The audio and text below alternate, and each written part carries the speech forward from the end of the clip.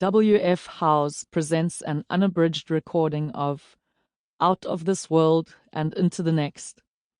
Notes from a Physicist on Space Exploration by Adriana Marais. Narrated by Adriana Marais. Preface. A species far wandering and equipped for distant migrations, through inborn wanderlust or otherwise, would always have a better chance than one confined. Eugene Marais, 1871 to 1936.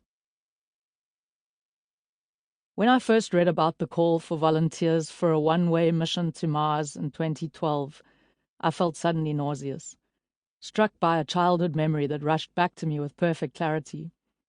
As my black plastic scooter rattled down the brick driveway at playgroup one day, out of the blue, I had a series of imaginings. There was a global radio broadcast. This was the pre-internet 1980s. A call for a volunteer to go on an urgent journey to find a new home for humanity. The volunteer would travel through space far away from Earth and send back a message if a suitable planet was discovered. I vividly pictured myself looking out of a small, round window with a notebook in hand. The distant stars were stationary, although I was traveling fast. It was dark, and I was alone. I hoped for the sight of land, the welcome arc of a planetary horizon, but knew that I may not live long enough to get there. While this time I turned round to kick back up the hill on my scooter, I silently vowed that I would volunteer for such a critical mission for humanity, even if I may not come back. I must have been 4 or 5. It would be more than 20 years until I and people all around the planet would be confronted by the same scenario.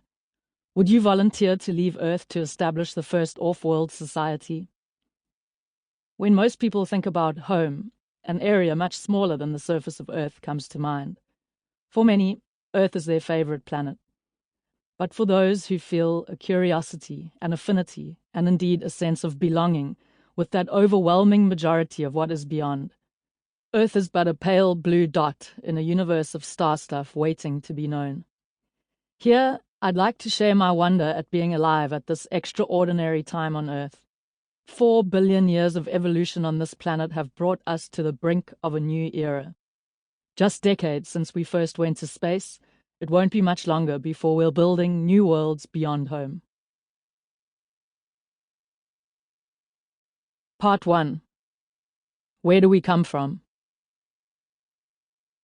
One night, at a big space conference, a friend and I decided to sneak into a prestigious invite-only dinner, to which we were not invited. Sample complete.